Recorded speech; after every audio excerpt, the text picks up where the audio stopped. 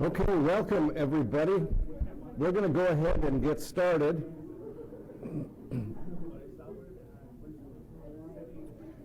So, welcome to everybody who's here and everybody who's listening in on the live stream. My name is Bill Cavanaugh. I am the director of the Center for World Catholicism and Intercultural Theology here at DePaul. We are a research center on the Catholic Church in the Global South, so Africa, Asia, and Latin America. And this year we are doing a series of talks on Latin American Catholics in the United States. And so we've got a series in conjunction with Catholic Campus Ministry, and especially Gina Pérez and all the folks at CCM called, what is it called again, Carolina? It's Cultura, Comida y Catolicismo, or not necessarily in that order, right? I put the comida first because it's so good. So for everybody here, please, as the program is going on, there's lots of food in the back. Just feel free to get up and get your fill your plate again. But we're going to go ahead and get started. And to introduce Gina Pérez, who is someone that I've known for many years. We were both on the same program in Chile, but not at the same time. But I will leave that for our introducer. To introduce the introducer, I am going to introduce Gina Pérez.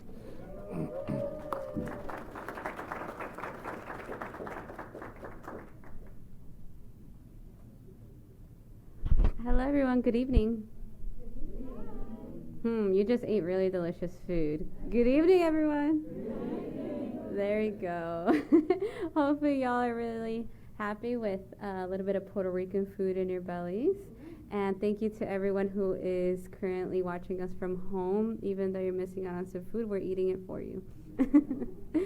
So once again, my name is Gina Pérez. I am a campus minister here at DePaul. I work in the Office of Catholic Campus Ministry within the Division of Mission and Ministry. And I just wanted to bring our wonderful student leader to introduce Gina, because he is one of the students who works really, really hard to make sure that programming for students happens. And so Diego Gallosa over here is he's majoring in business and with a concentration in management.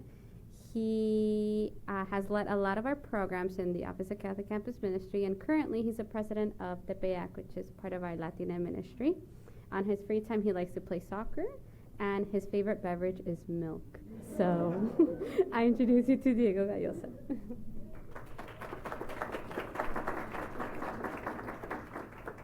Hola, hello. My name's Diego, like she said. Hope you're all having a wonderful evening. Thank you for having me. I'd like to now introduce our guest speaker for the night, which is Gina Pérez, a cultural anthropologist and professor and chair of the Department of Cooperative American Studies at Oberlin College. She is the author of 2 award-winning books, The Near Northwest Side Story, Gender, Migration, and Puerto Rican Families, and Citizen, Student, Soldier, Latina, Latino Youth, JROTC, and The American Dream. Her new book, Sanctuary People, Faith-Based Organizing in Latina, Latino Communities, explores the sanctuary movements and practices among Latinas and Latinos in Ohio from 2016 to 2020. So please give a hand of applause for Gina Pérez.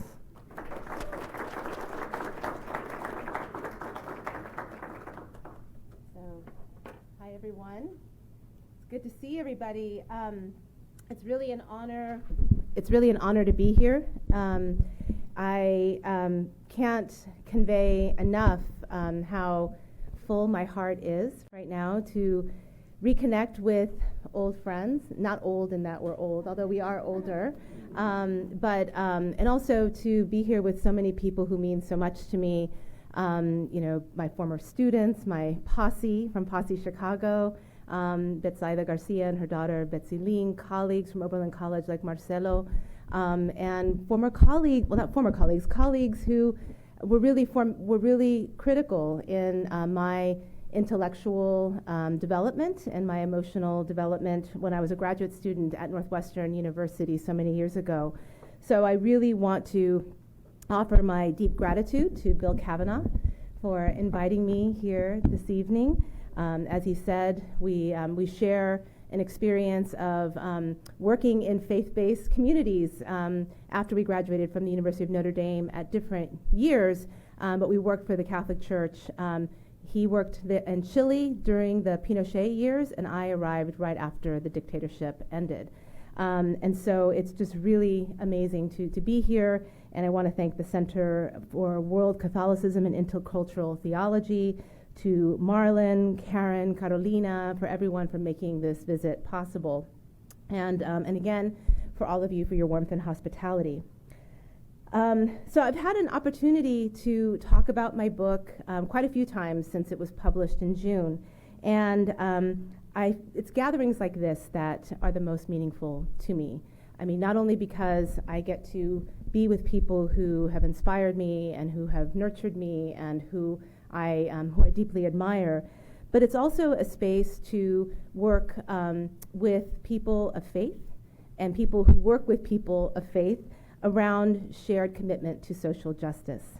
And as someone who is both a scholar and someone who is a woman of faith, that's very meaningful to me, and to be here with all of you.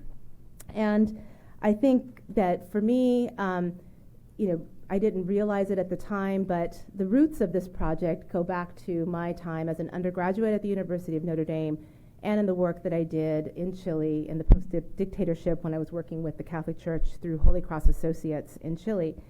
And one of the things that I learned then and that I care very deeply about and that informed this book is really trying to elevate and understand the critical and unique role that faith-based communities and faith communities play in politics and in different political moments in order to address the needs and to create systems of support and care for the most vulnerable and marginalized in society.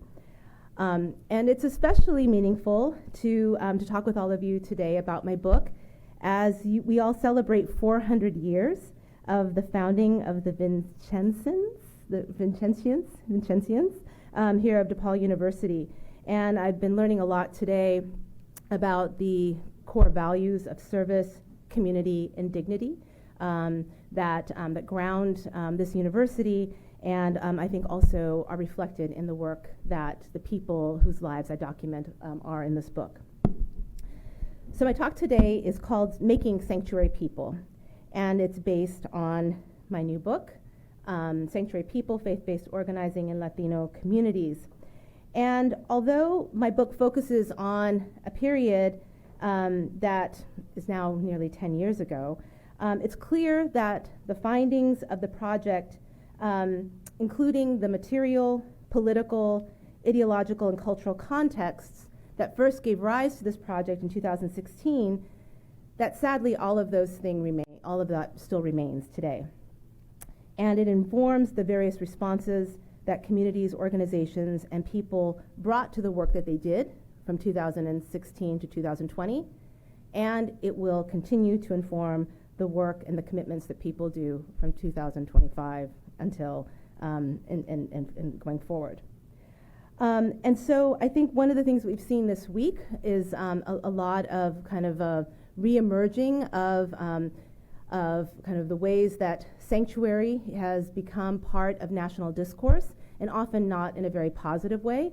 And so I'm going to talk a little bit about that. And one of the things that I think was very apparent in the fall was the way that the kind of national anti-immigrant sentiment that characterizes a lot of our public politics right now is something that is not new, but emerges in different moments that require us to respond. And you might recall that in the fall in September of this past year, that the now President Trump, he used his platform at the presidential debate in September to promote baseless lies against Haitian immigrants in Springfield, Ohio. And some of these lies included false claims of lawless gangs, false claims of pet eating that were allegedly ripping these communities apart. These claims were followed by promises to revoke temporary protected status and a range of different policy approaches that sadly we've seen the beginnings of that transpire even in these first few days after his new inauguration. And while using racist and anti-immigrant sentiment and promises of mass deportation to gain votes and political favor is not new, what is new and what was surprising was the way that elected leaders, both nationally and in Ohio, admitted, they were very, very honest about this for once, that telling stories that they knew to be false was what they were doing, right? So, for example, then Senator and now Vice President J.D. Vance admitted when he said that he was willing to create stories if it was to the service of drawing attention to the alleged problems of immigration, and in this case in Springfield, even if they harm the community that he allegedly wanted to protect. Now, the consequences of these created stories and of these lies were absolutely devastating in the community of Springfield. And so you can see here that there were threats, that closed down college campuses, all kinds of public facilities for weeks. There were bomb threats. And you can see the toll that it had on community members in the city of Springfield. And it still instilled incredible amounts of fear, even while people who lived in Springfield, who were not part of these immigrant communities, recognized the value, the contributions, and the important work that Haitian immigrants had done to contribute to the uplifting of the economy in the city. In an essay that was published in mid-September, the Republican governor of Ohio, Governor Mike DeWine, who is a native of Springfield, Ohio, he tried to walk this very fine line between trying to assuage people's fears and actually say that perhaps what some of these elected officials were saying wasn't true, but trying to do so without angering his Republican base. And so in a New York Times essay, he wrote, quote, "The Springfield I know is not the one you hear about in social media rumors. It is a city made up of good, decent, welcoming people. We know that the Haitian people want the same things we all want: a good job, a chance to get a quality education, and the ability to raise a family in a safe and secure environment," unquote. The governor's sentiments came a week after faith leaders across Ohio convened both in person and online to denounce the xenophobic and racist depictions of Haitian immigrants and to offer solutions. On Wednesday, September 11th, for example, pastors, community leaders, Springfield residents, and members of organizations convened on Zoom to discuss, quote, how to have a better conversation about Haitians and immigration in general with dignity, as well as tackling some of the difficulties a lot of new people from another culture can bring to a community, unquote. The meeting was called Telling a Better Story, and it included the words of Viles Dorsanville, who leads the nonprofit Haitian Community Help and Support Center in Springfield. And he spoke at length about the fear Haitian immigrants and Haitian Americans were feeling in the face of vicious anti-Haitian attacks and how it was tearing the community apart. In an interview with the New Yorker magazine, Vilas shared some of his experiences in Springfield, saying, quote, "I've been experiencing some of the worst of America in terms of how a leader, through his speech, can denigrate or marginalize or divide a community and create harm to a vulnerable group of people by firing up its base for its own political ends. That's what I've been experiencing. But at the same time, I've been experiencing the best of America, where there is solidarity and where there is love." Last Sunday in an English class that I had with some Haitian students, some Americans from the community came with candy and with flowers, and some kids came with drawings with the words of love and encouragement. The people were saying, "We love you, we welcome you here, we stand with you," unquote. So it's precisely these sentiments of solidarity, of standing with others, of working across difference that characterize faith-based organizing with Latino migrants and immigrants in Ohio. And although this is not the story that is the most visible in contemporary political discourse, it's one that we all know very well. And it's one that people are familiar with and defines so many of the responses of not only secular activists and communities of faith, but also of other people who live and reside and work with and alongside immigrants and migrant communities. It is a story about valor y dignidad, about courage and dignity, and it's a story about sanctuary people, of faith communities, secular activists, and other community members who organize across difference and across to meet the many needs of Latino communities in Ohio, in this case, in the Trump years. And that's the story and the research that I want to share with you for the remainder of my talk today. Okay. So when scholars and activists and faith-based organizers talk about the sanctuary movement, often they refer to the 1980s, when churches, religious leaders, and labor activists participated in what the historians Lloyd Barba and Sergio Gonzalez refer to as, quote, one of the biggest movements to protect migrants in the history of the United States, unquote, and that sought to provide refuge for Central American migrants fleeing U.S.-fueled wars in Central America. This movement focused on the development of what activists refer to as an overground railroad to accompany asylum seekers from El Salvador and Guatemala through Mexico to the United States and sometimes ultimately to Canada as they fled political persecution and violence in their countries.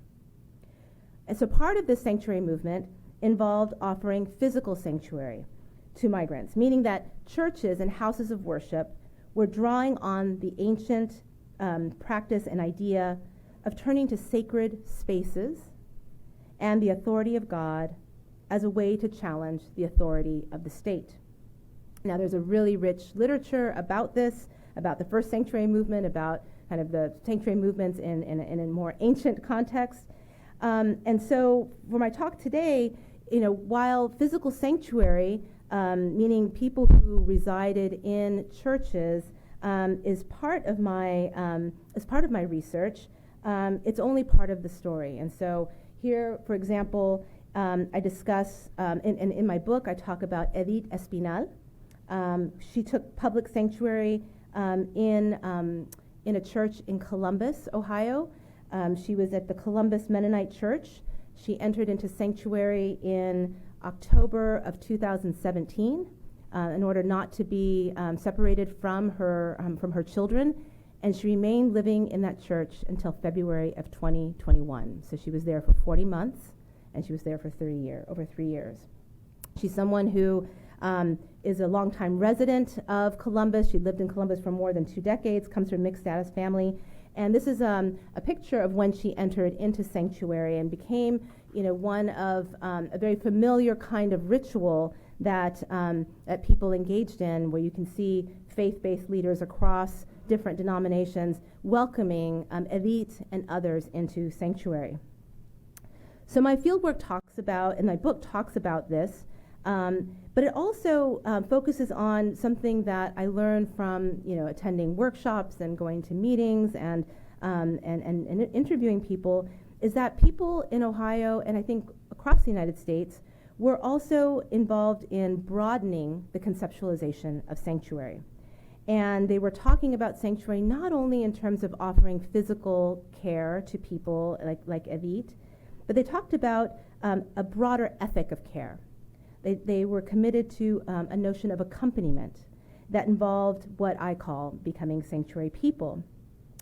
So the term sanctuary people refers to those who work across differences and who build relationships, coalitions, and solidarities to remedy the shared precarity and the vulnerability and to create communities of safety and protection in the face of state power. I borrow the term from the late Columbus-based community activist Ruben Castilla Herrera, and he in October of 2018 he came to Oberlin College and gave a lecture. Some of my students were there at that lecture, where he discussed the intersectional organizing that he and fellow activists were involved in Columbus, and that involved offering protection to people like Edith. But Ruben's work far exceeded working with immigrants and with people like Edith. He was very committed to addressing racial profiling, to addressing the impact of police violence on Black and brown communities in Columbus. He was also interested in supporting the integration of asylum seekers in the city of Columbus, and he was also organizing to pass LGBTQ protections in the city of Columbus. So all of these efforts, he argued, and that he reminded me and my colleagues and my students, were not only key to making stronger, safer, and more inclusive communities, but it required all of us to become sanctuary people. So my book employs Ruben's notion of sanctuary people to explore the organizing efforts and the resistance strategies that a diverse group of people employed following the 2016 elections. It examines the role of faith communities in Ohio and how they've played in the development, proliferation, and strengthening of sanctuary practices connected to Latino communities. And they and all of these efforts were really important because during this time in Ohio, and Ohio is just like one window to understand the broader national kind of dynamics, we had some of the largest workplace raids in the country happen in June of 2018. At that time, more than 114 workers were detained at a garden center in Northeast Ohio, and that ripped apart families, ripped apart communities, and faith-based and secular activists came together to address the needs of this community. And so you see these are some of the prayer vigils following the raid. My book also, also looks at the role of churches in addressing the needs of Puerto Ricans displaced after Hurricane Maria, who arrived to places like Chicago, Cleveland, Lorain, Ohio, Florida, and Texas. As they arrived to rebuild their lives in Northeast Ohio. So here we have some of the pictures, following Hurricane Maria. And then here we have examples of community responses to food collection and to organizing to send things to Puerto Rico before people started arriving. And so, what I was surprised to find is the way that people use that same language of sanctuary to talk about a broad range of responses to address the needs of people who are feeling very vulnerable at this time. So based on this work, my book documents how for many, immigrant detention, natural disasters, or being a climate refugee, which I learned last night from the talk by my colleagues, race-based violence, that all of these things were intertwined and people saw them as interconnected. And it was in this context that practices of offering sanctuary and of refuge bound up all of these, what seemed to be distinct, but they were very overlapping and connected experiences. So what I want to focus on the remainder of my comments today, and the reason why I titled my talk, Making Sanctuary People, is I want to draw attention to three things. Okay, so three takeaways if you have, if you have three things that you can take away from this talk.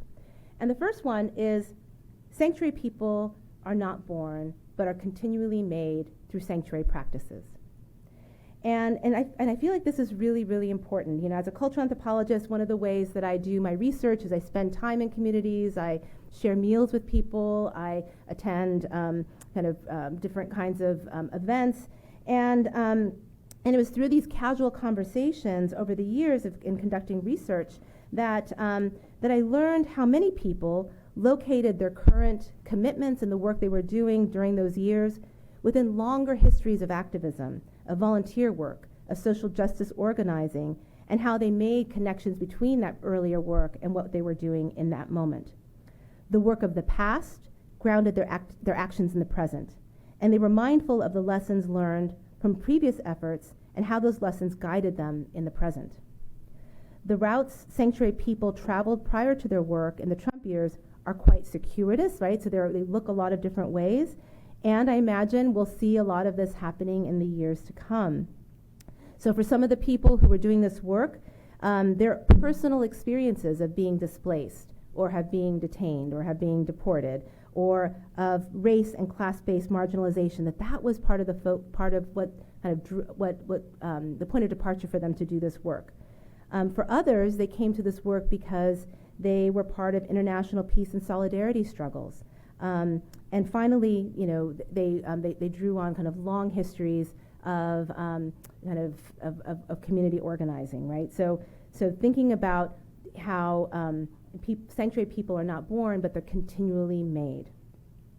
The second point is that sanctuary practices are deeply local and historically contingent.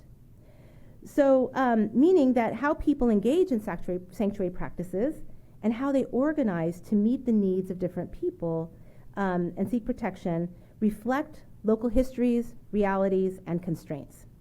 So in the city of Oberlin, where I have lived and taught for over 20 years, the city and the college is a very progressive town. It's about 8,000 people.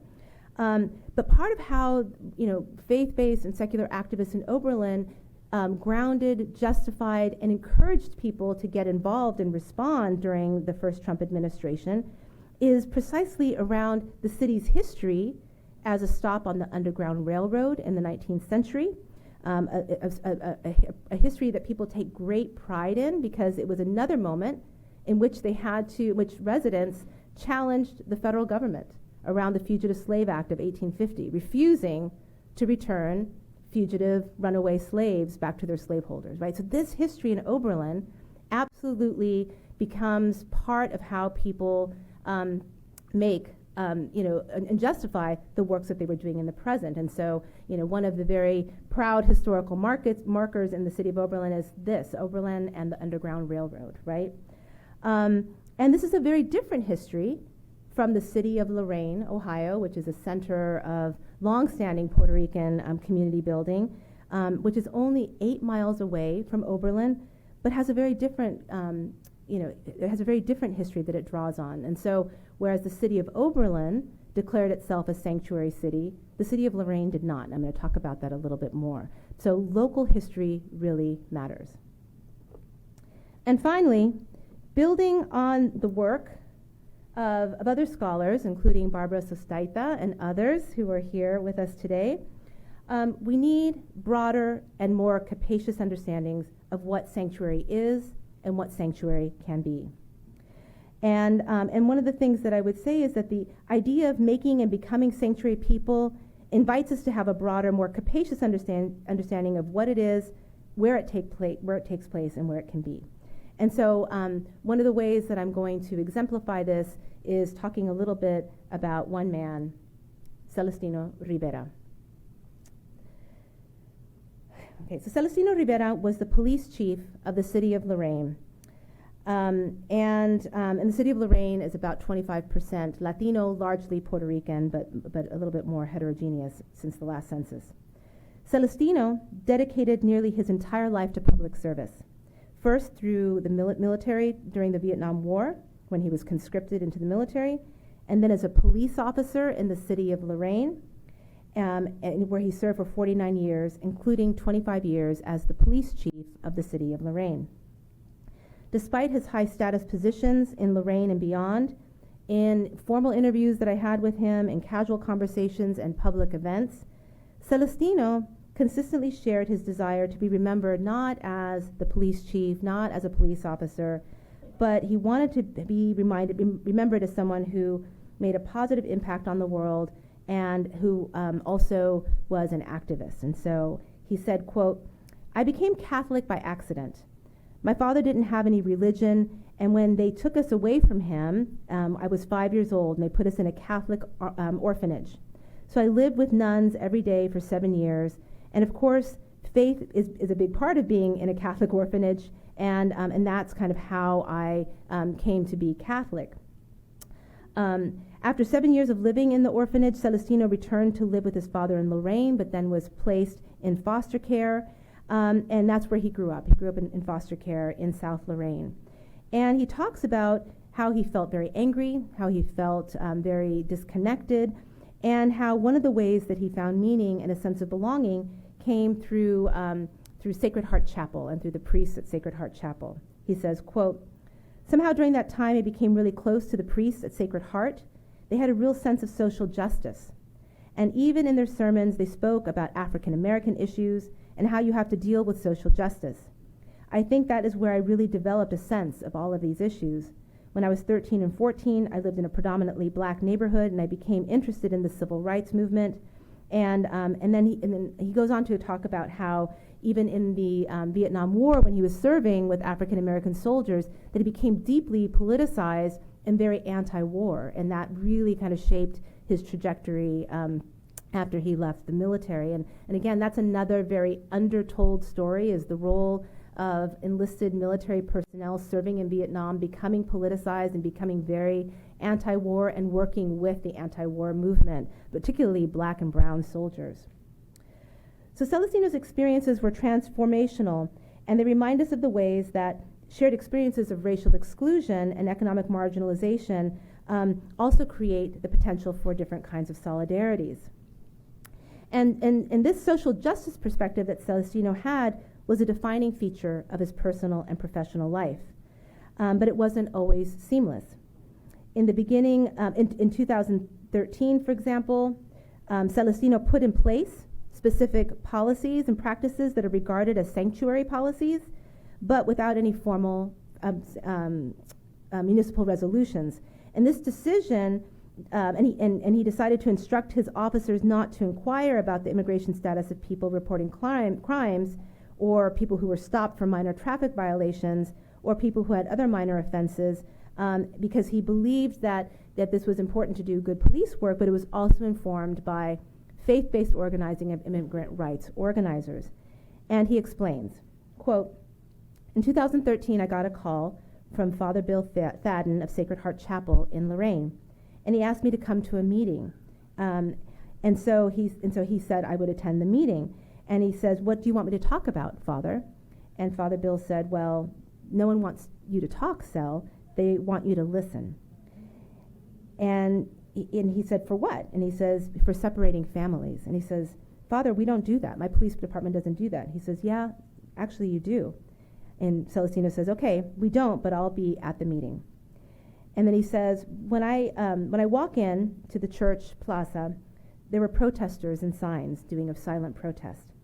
And I listened to about 11 or 12 testimonials, including one by Anabel Barron Sanchez. And there were others, and people who were crying and talking about being stopped for the most trivial offenses when they were driving their cars. And they were all women who were there. And they didn't have any of the men there. And they were talking about their husbands being stopped. And one woman actually got stopped herself and was put in deportation proceedings. One woman described how she was stopped by a police officer who took her husband, and she said, "How can you do this? Don't do this to us. We've got 3 kids. Don't do this to us. Don't take their father." And she actually knelt down, and the police officer's response was, "You know what? You better get up or I'll take you too." I found that so offensive. I really did. And to find out that my police officers were doing that, I couldn't get over that. And as a result of the meeting, we put in a new policy. Unquote. When Celestino spoke with his officers about the new policy, there was significant pushback, with some of the officers believing that they were merely enforcing the law. So this discourse of, we have to enforce the law was one that he, as the police chief, had to reckon with. And he said, quote, he said to his police officers, quote, "Do you think this is good police work? There are state laws, there are federal laws, and there are wildlife laws. There are all kinds of laws. You became a city police officer, and we need the respect, the support of the people we work with, and we need them to report crime, and we can't have a group of people who are victimized just because they're too afraid," unquote. So when Celestino Rivera implemented these sanctuary policies in 2013 to some debate, so people weren't happy with this, it wasn't until 2017 that he and other police departments and city government officials began to feel the impact of executive orders to punish sanctuary cities. So again, it's a context in which we find ourselves once again. In meetings with city officials and the law director of the city of Lorraine, Celestino had to defend his departmental policy and his commitment to, quote, "be responsive to the community," unquote, and not to what he believed was an overreach by the president. His ability to receive grants for initiatives like gang prevention required that the city law director sign an affidavit affirming that the city did not have any policies that could be regarded as being aligned with sanctuary city policies. He described the difficult choice he had to make. Quote, "We've got to make a decision. My first impulse is to say, you know what, keep your $50,000. But that won't come across well because we're having all of these problems and kids killed from gang violence, and the grant also deals with officer safety. And I wonder sometimes if I'm putting my politics first ahead of my officer's safety. So I'm going to have to make a decision, and it's going to be really tough," unquote. Celestino was not alone. Like other law enforcement across the country, he joined lawsuits, attended conferences, and was part of a national discussion and strategizing by law enforcement and prosecutors to challenge the Trump administration's attempt to, quote, "entangle local police with federal immigration enforcement," saying it threatens community trust and engenders public safety. So in doing so was not easy and required efforts across time and space. And so, one of the things that Celestino talked about was, also about how this was near the end of his retirement and how, even though he really valued the role that he had as being a police chief, he really hoped that one day when he retired that he would be able to form an organization where he could be more political and that he would name it Valor y Dignidad. And so in an interview with him, he says to me, quote, "I guess the way I look at it is I've got borrowed time and I want to make the impact while I can. Do you know what my biggest goal is?" he asked me. And I say, "What?" He says, "I already know what my obituary is going to say."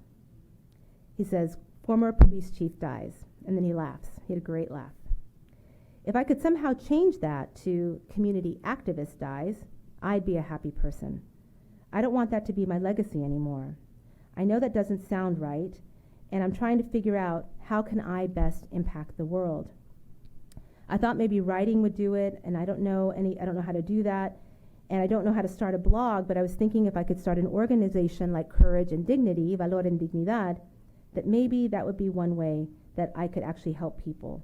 And he says, "I love working with people who actually do things, who really just care, and you can tell by just looking at their heart," unquote. So sadly, Celestino was absolutely right when he predicted what his obituary would say. Sadly, on June 22nd, 2022, he died unexpectedly of heart failure. And his obituary did pay homage to his many years of service as a police chief and as a police officer. But it also detailed the extensive contributions he made to Lorraine, to his family, and to Ohio and beyond. And it also included the dozens of organizations that he belonged to and helped to create, and the surprising number of awards and recognitions he received. Celestino humbly served many in so many ways, and his reflections on the importance of Valor y Dignidad capture what's at the core of his vision and what it means to be a sanctuary person. Celestino, as well as others in Ohio and beyond, for them, being a sanctuary person is about a fierce commitment to community, to justice, and to accompanying others along journeys that are not easy, but are made lighter when done in communion. It is also about having the courage in the face of state power to fight and to persevere and to preserve the dignity of others. Valor y Dignidad are at the heart of what it means to be a sanctuary people. So as I bring my presentation to a close, I just want to return to the idea that sanctuary people are not born, but that you're continually made. And this notion of sanctuary people draws our attention to Latinos' coalitional community building practices and really reminds us of the important role that faith-based organizing plays in building and sustaining networks of support, in defying unjust laws and callous state policies of neglect, and working to change punitive policies and practices through mass mobilization, electoral politics, and grassroots organizing. The idea of sanctuary people helps us to understand what inspired and mobilized people to respond in moments of crisis by allowing them to see the interconnectedness of their struggles with those of others and to seek to build enduring relationships of protection, support, and empowerment. Indeed, drawing on the language of sanctuary and protection, It encompasses a diverse set of acts that underscore the power of a word, of an approach, and of a practice that people at the mercy of state power have accessed in different historically, culturally contingent ways for thousands of years. So again, the ancient roots of sanctuary practices. So the work of sanctuary people is not glamorous. It entails great sacrifice as well as valor y dignidad. And it is fortified both by the belief in a transcendent spiritual power and by those who are guided by a call to work collectively and in solidarity to make sanctuary everywhere. So thank you, and I'll open it up for any comments or questions.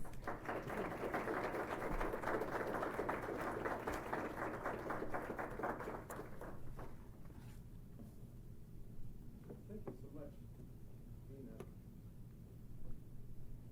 you so much, Gina. Yeah, thank you so much, Gina. This is really fascinating. There's so much to get our minds around here. We have about 20 minutes left for questions, so both people here in the room and people online are welcome to ask questions and make comments.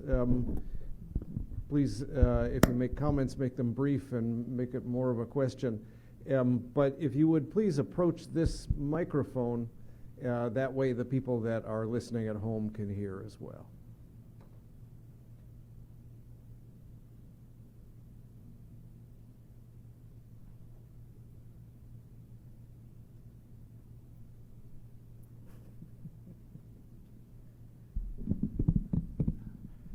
Hi, Gina. Thank you so much. That was very excellent and inspiring.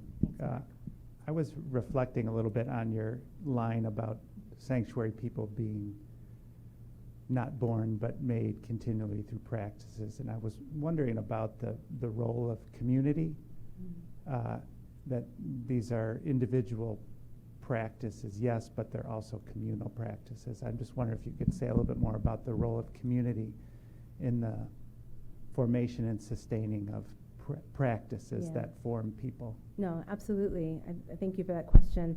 I think it's absolutely essential, and I think that goes back to both they're continually made, but they're made in places, right? And I think that community absolutely is essential because of how people come to the work that they do, how they sometimes find the courage to do the work that they do, and also to kind of be fortified and inspired by each other. And again, I think this is where kind of how people talk about their local histories and the kind of pride that they take in that, and how that inspires and challenges them to live up to that kind of history is really, really important, right? So that's, I think, one way. I think also the ways that, people can come into community in surprising ways with people who they didn't necessarily think they had a lot in common with, I think is also really another important kind of catalyzing kind of dynamic. And for me, part of this idea of community is a recognition that there's all kinds of divides, that are based on sometimes they're linguistic divides and class and race and education, citizenship, right, where people don't always feel like or have opportunities to interact with people who are very different from them. We can often live in these very homogenized kind of circles, right?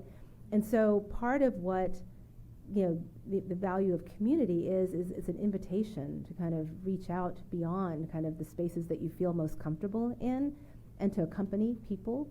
So I think that idea of accompaniment is really, really important too in that work of community. So those are some of the ways that I see that. Like right now, there's all kinds of conversations about kind of what will community responses be, to the new executive orders, and kind of how, what are the, ways that the community can ethically respond to say things like, a largely white, affluent church that proudly proclaims that they are, they welcome refugees and immigrants.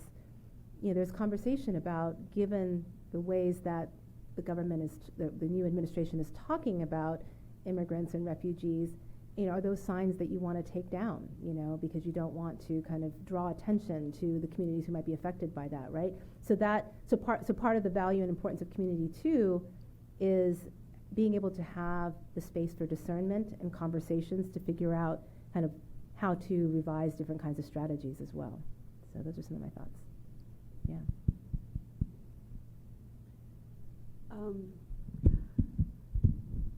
First, I want to say something funny. That, oh no, I got you. You know, back in the day of the Trump years before, the worst things he would say, the better that I found our community at UIC to behave with each other. We became so polite. I was saying, this is really working, you know? So based on that feeling that, you know, because I want to go back, that I love the title, Making Sanctuary People. And the community is right here. So I want to know about the community. How can we, because I know we all can, by being alert and participatory, and by just, like you said, we, through our actions, be those sanctuary people.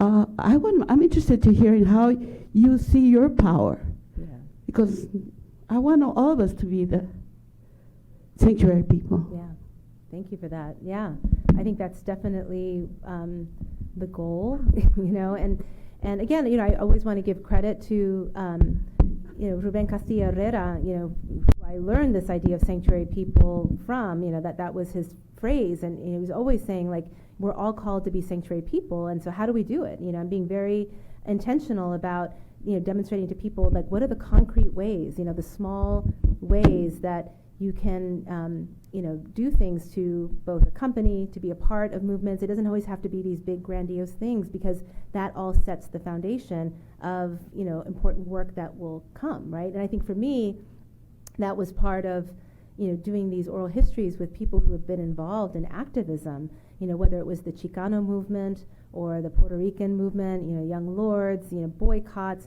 as well as kind of liberation theology, you know, the anti-nuclear proliferation kind of organizing, the anti-war movement, that people were involved in that work, you know, from decades before, and they didn't necessarily know that they were planting the seeds in order that would fortify, that would grow kind of their own spirits to be able to respond and to become what I refer to as sanctuary people.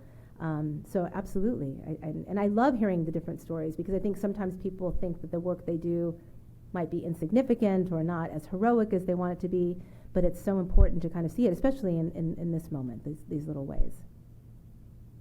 Yes? Gina, we excuse me, we have a couple of questions from our online audience, and one actually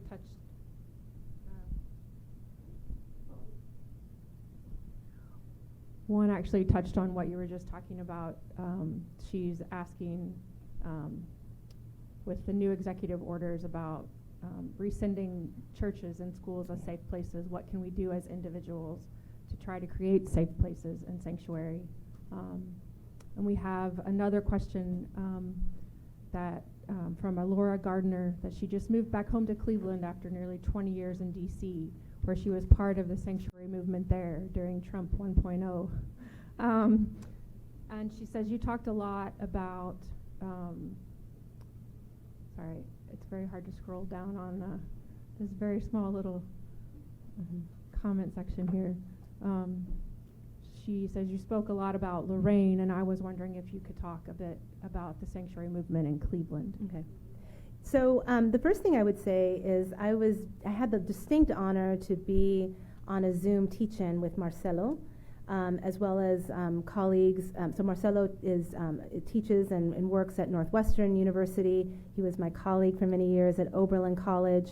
And we also have colleagues who are at Brown University, Shelley Lee, Julio Reyes, as well as Kevin Escudero, who also were with us at Oberlin.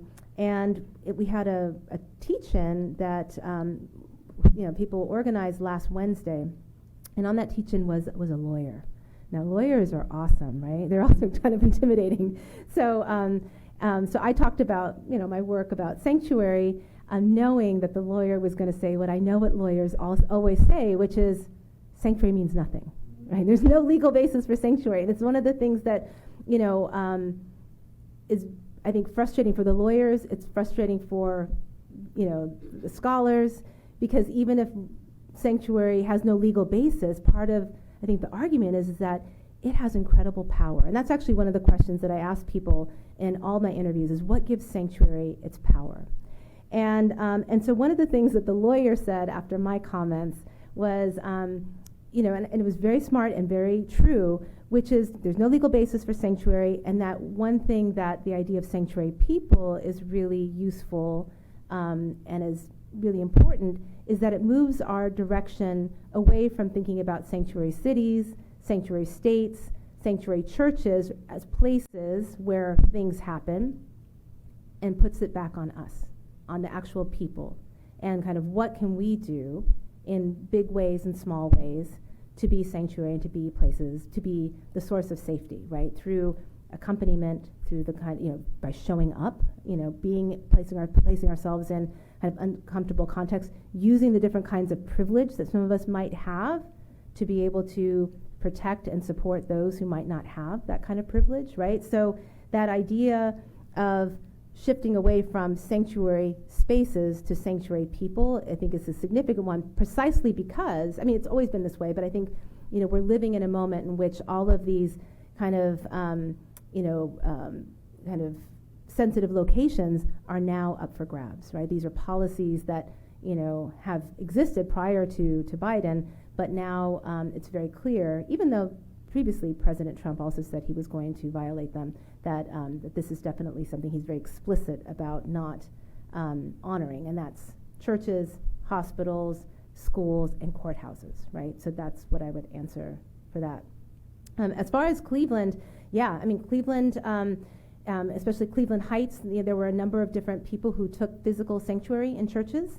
I will note that these were largely mainline Protestant churches, so Presbyterian, Lutheran. There was the Mennonite church that I mentioned in Columbus, and some of these churches are on the east side of Cleveland. There was some work also being done on the west side.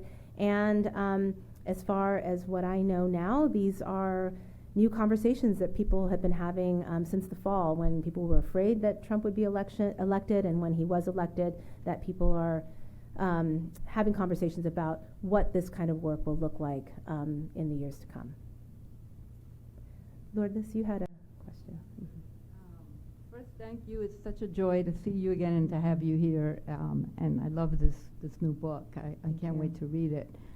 And some of my colleagues and I have been in a series of workshops on how to create dialogue among people who disagree. So I'm thinking of the people who don't want to be sanctuary people and are actually, excited about the new administration and all the new laws coming down.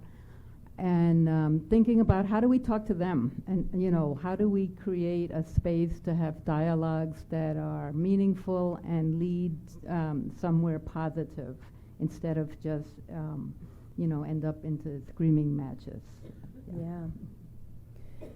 So in that Zoom meeting that I mentioned at the beginning of the talk of faith leaders talking about creating different stories, that's exactly, I think, the question that they're coming up against, right? Is that as faith leaders, they are trying to figure out how do we have these conversations with our own congregations who might not necessarily agree, even with the pastor. I think it's a really, really hard thing to do, and but absolutely essential. And so one of the things that they said is exactly what it sounds like you and your colleagues are doing, which is, creating spaces of dialogue, to try to listen to why people hold the positions that they hold, and to make sure that other people are listening to why you might hold different kinds of positions. And those are really hard things to do, especially when it comes to something that feels so fundamental, which is, defending the inherent dignity of people and trying to preserve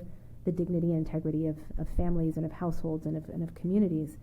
And so, I think some of the strategies that they offered were, sometimes one-on-one conversations, which is really labor intensive, creating other kinds of, smaller kinds of discussions and that can happen. And I think trying to get out different kinds of stories, the problem is that we can be so fractured that it's hard to get people to listen to media and to consume media that isn't within their own kind of comfortable sphere, right? But I think we have to keep on trying that and to find opportunities to do that. So those kinds of efforts, I commend them. They're really, really important. Yeah, that's all I can say on that one. Yeah. Yeah. Hi, Gina. What an honor to hear from you. I can't wait to say hi. Afterwards. I was curious about something you said early, which was how you can see the maybe like origins of this project when you were at Notre Dame and in Chile. Mm-hmm. And so I'm wondering if you can share more about that work and maybe like if that helps us craft like a hemispheric sanctuary and like what sanctuary lessons you can bring from your earlier work that you didn't touch on that much. Thank you. Yeah, thank you for that. Yeah. Yeah. Please do.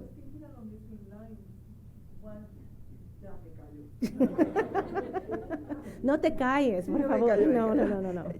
Barbara, I think that's a really interesting comment. I just want to build upon her question because I think it's informed by her own work, by Barbara. Mm-hmm. So I wanted to bring you in conversation with Barbara Sostaita about this sense of sanctuary everywhere. And I just finished reading Jason De Leon's book, Kings and Soldiers, Mm-hmm. right?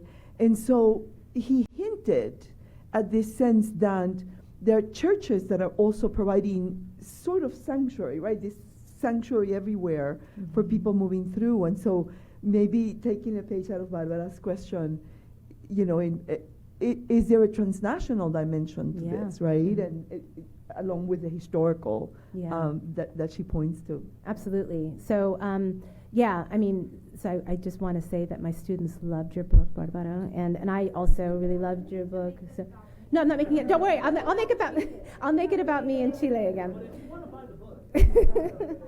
I was really, really fortunate to have lunch with Mark LeBeau and Bill Kavanaugh today. All three of us had been in Chile together at different points, and we talked about how it changed our lives. And it changed our lives and was incredibly transformative in ways that we couldn't have imagined. And it's funny, I hadn't really thought about this until you asked this question in this way. But, I think the idea of the small ways that you kind of just show up and are engaged in sanctuary work, I guess part of the seeds of that were first planted in the work that I was doing with, working with women's groups, in rural Chile, and so, in this program, the Holy Cross Associates, I think we all have ideas about going down and trying to save the world and do really great things, and suddenly, you're drinking tea with people in the afternoon, I'm learning how to knit, I'm, attending people's baptisms, all these little things that create trust, create community, and eventually kind of build to something new. And it was very humbling, right? Because I didn't know what I was doing. It didn't feel very important, but it wasn't. But it grew into other things that I think were obviously meaningful to me. But I think were also ways that were meaningful for the community members that I was a part of. And so I think that daily kind of walking with people, kind of humbly kind of trying to learn from others. And in this particular context, it was the post-Pinochet years, where there was an incredible amount of fear, where people were kind of working through what does it mean to be in a democratic nation after 17 years of a brutal dictatorship, and rebuilding that trust, and how hard that was, and how that just meant just showing up every single day. And so I hadn't quite put those things together until you asked that question. And then absolutely the transnational dimensions of sanctuary are absolutely critical, to uncover. And I think that that's one of the things that's really important about the first sanctuary movement, is that we often focus on kind of what was going on, in Tucson, Arizona, and the American Southwest, throughout like these different sanctuary networks. But this was also happening in Mexico. It was happening in El Salvador. It was happening in Guatemala. And so uncovering and elevating that transnational kind of dimension of it is absolutely important. And part of how that was first cultivated were through things like liberation theology, and through Christian-based communities, very grassroots, very kind of local, kind of organizing support in the face of really brutal military regimes and people putting their lives on the line. And that's another way that I think I learned a lot from the nuns and the priests and the lay people and the brothers of Holy Cross who were doing the work they were doing during the Pinochet years, and how they modeled, what it meant to be brave, what it meant to show up, and what it meant to kind of be a prophetic voice. And I think I was really struck by, I had to write down her name, the bishop, the Episcopalian, right? The Bishop Marianne Edgar Booty, who at the end of the prayer service, basically told President Trump to have mercy. And to have, and it's, I watched it like 3 times because it's just so incredibly powerful how she was just this prophetic voice from the pulpit and saying how important it is to have mercy on LGBTQ people, on immigrants, on all kinds of people who were afraid. And for her to say that from the pulpit in the National Cathedral to the President of the United States, I think that is incredibly admirable as well. So, yeah. Can I say something? Absolutely. So, I've lived in Chicago for 40 years. I was in El Salvador for 3 years during the Civil War there as a human rights envoy at Presbyterian Church, and been involved with sanctuary movement here in Chicago over the years. But I think we are at a historic moment that people are going to really need to step up in new ways. And I think one of the ways that we can step up is to support our political leaders in their commitment to make Chicago a welcoming city, a sanctuary city, because they are going to come under attack and they're going to try to divide the city. The city council, do you know who your council person is? Because that council person needs to hear from you that you support Sanctuary City, and there are going to be penalties on Chicago for following it. So thinking of ways to support and stand with our political leaders at this time. Yeah, no, absolutely. And I think that those penalties were also threatened in the previous administration, when he was in power in 2016, 2020, as I was describing, kind of how Celestino kind of managed that.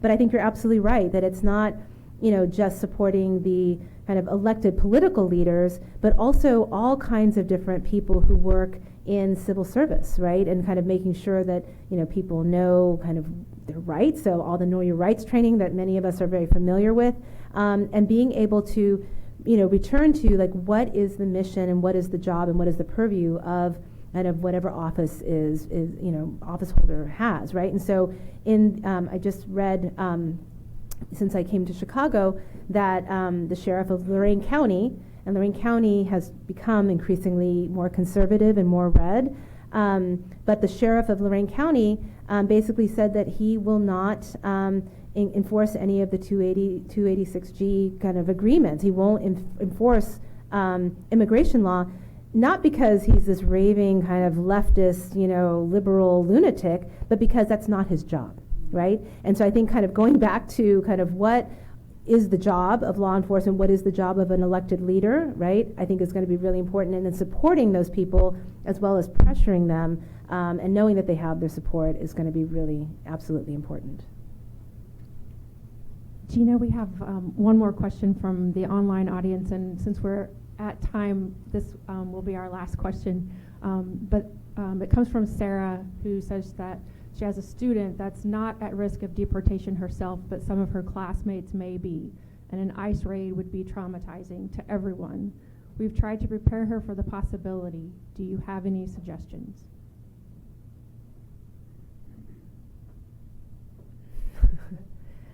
I have a million suggestions running through my head. It's hard to give suggestions not knowing kind of the specifics, but I think being connected to different kinds of kind of organizing networks and different networks of support, they're all over the place. Like people, are doing Know Your Rights trainings. They are being very clear about kind of what your rights are around the Fourth Amendment, the Fifth Amendment, the 14th Amendment, what you can say, what you don't have to say, what you have to answer to, what you don't have to answer to.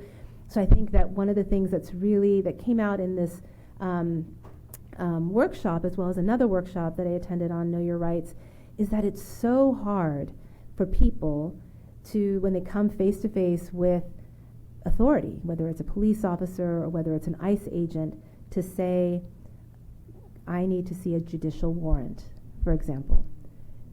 Because there's a difference between a judicial warrant and, I forget what the other warrant is, that administrative warrant, right, that ICE can have, right? It's a much higher bar to get a judicial warrant than it is to get an administrative warrant.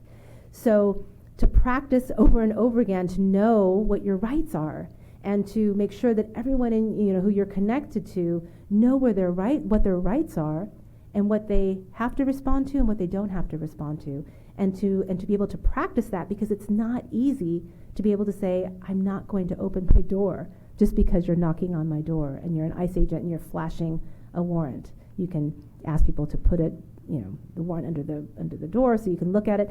So I guess that what I would say is you really have to know your rights, that this is one of the only ways right now that we can immediately kind of protect ourselves as we continue to build other kinds of networks of support. So that would be one limited response that I have.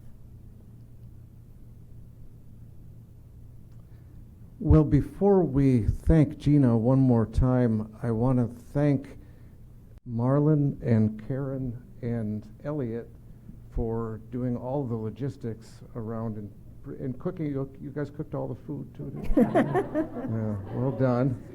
There's food left, so please feel free.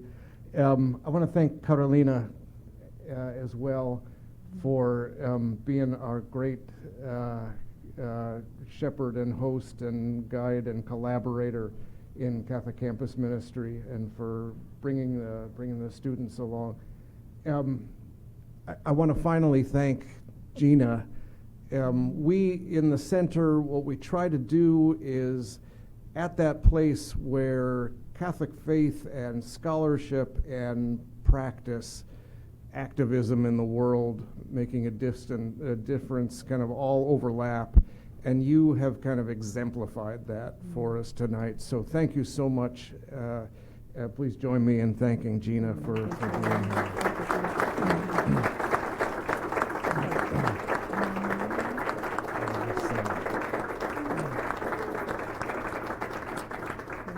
And we have some upcoming events as well. Gina mentioned Sergio Gonzalez from Marquette University. He is our next speaker in this series, and we'll put out some information on that. And we have World Catholicism Week conference where we have gathered people from all over the world, and the theme this year is hope. Pope Francis has declared this a Jubilee year, and the theme is hope. And so we're bringing people from all around the world to talk about hope in what could be seen as dark times. So Gina has exemplified some hope for us tonight, and please continue the conversation with us. Thanks, Gina. Thanks so much.